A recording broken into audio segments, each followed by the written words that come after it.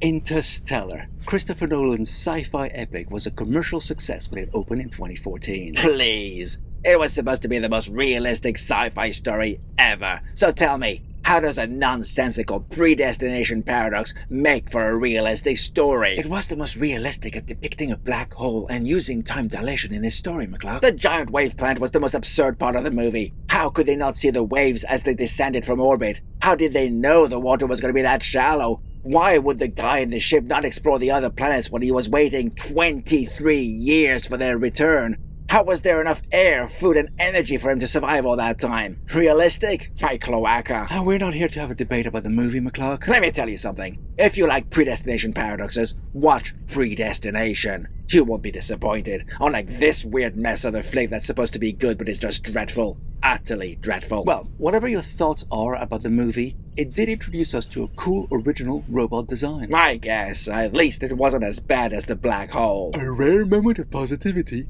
from our chicken engineer. And we're here to recreate these chunky rectangular robots at minifig scale.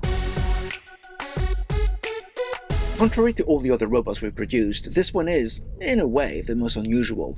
No arms, no legs, no head, just a massive slab. A giant slab that can move around. This is what makes them interesting. Is it going to be a challenge to build? Well, it depends what you mean by challenge. It will be an original design for sure, with concealed moving parts. So what are we waiting for? Let's get building. Every skills we fine-tuned throughout this series are actually useless to recreate TARS. And case. They look exactly the same, GG, so the instructions for one will work for the other. Okay, so here we go. We're starting with two 1x6 plates, one next to each other. Are these the feet? Why would you think that? Well, we almost always start with the feet, and those would be really huge if that were the case. GG, these robots have no feet. Why don't you just be quiet and see what happens next? Alright. Okay, and no, GG, those aren't feet. They're part of the back of the robot. Next, at the bottom, we're adding a couple of 1x2 bricks. Well, at least that'll help stabilize the structure. Long plates don't stand upright too well on their own. And next, we're adding bricks that will make up part of the concealed articulation mechanism. Ooh, I'm curious how you're going to be doing those. If you stop interrupting, he'd be able to tell us. Well, forgive me for being excited. It's okay, GG. We start by adding 3 1x2 Technic bricks with a hole, 2 in the middle of the build, and the other one at the top. I'm curious to see what goes into those holes. First things first. It's time to add a couple more 1x6 plates, one on either side. And with those in place, let's add a 1x2 modified brick with a pin at the top and one on either side in the middle. And that's what will allow the machine to move like it does in the movie? For the most part, yes. We won't be able to replicate the robot's more intricate features, like when TARS carries an astronaut, for instance. But the overall feel of the robot is replicated at this small scale. Cool. Okay, let's pad out the remaining gaps with 1x2 bricks, and that's pretty much the structure done. Looks a bit knobbly for my tastes. That's because we've kept the gribbling for last, McCluck.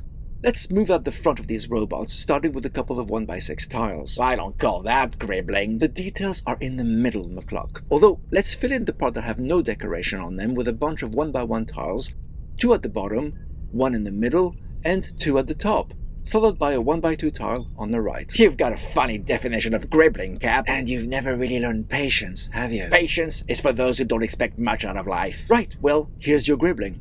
We're adding a couple of black 1x1 tiles at the bottom, and the top is where the text-based interface is. Now, it's been pretty tricky to find an existing print in LEGO's inventory that would work for this, and I assure you, Mouse and I did look hard. We've settled on this part, which came from the ill-fated 2020 Dots theme. Ill-fated or not, it's the best match we got without having to resort to custom prints. Which is something we don't touch on in this series. That's right. Otherwise our viewers wouldn't be able to replicate our designs. And we certainly can't have that. So, we're very nearly done. All we've got left is the place for the robot's name, TARS, and case. They look like acronyms, but don't actually stand for anything. Laziness personified. At least every one of our robots have working acronyms.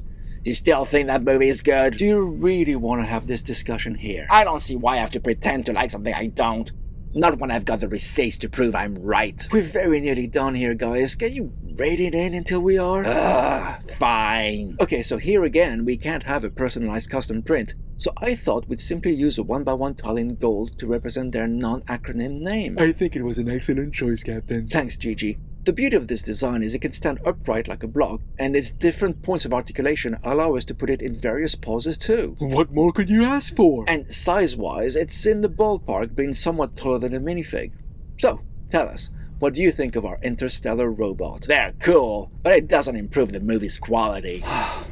This again? What? I'm entitled to my opinions. Well then, share your thoughts with us in the comments About these minifig scout robots? or the movie. And if you like what we do, And how we do it. And you feel you'd like to help us out, please consider joining our Patreon. we'll leave a link to it in the description. Thanks for watching, and we'll see you again. Hold on there, Cap.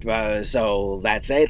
20 videos, 20 robots. We're done, right? Well, 25 actually, if you count the sound running droids separately. Which we should. And there's Vincent and Bob too from the black hole. That's right. And of course, Wally's Eve. How could we forget her? But my point is, we're not at the end of the year. Isn't this supposed to be the year of the robots, as the doc kept insisting on saying each and every time? What's that about me? Well, what can I say, Commander? That's all the robots on my list. Well, I may have an idea for one more.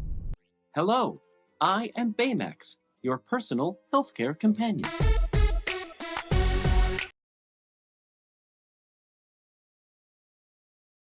Alright, alright, alright.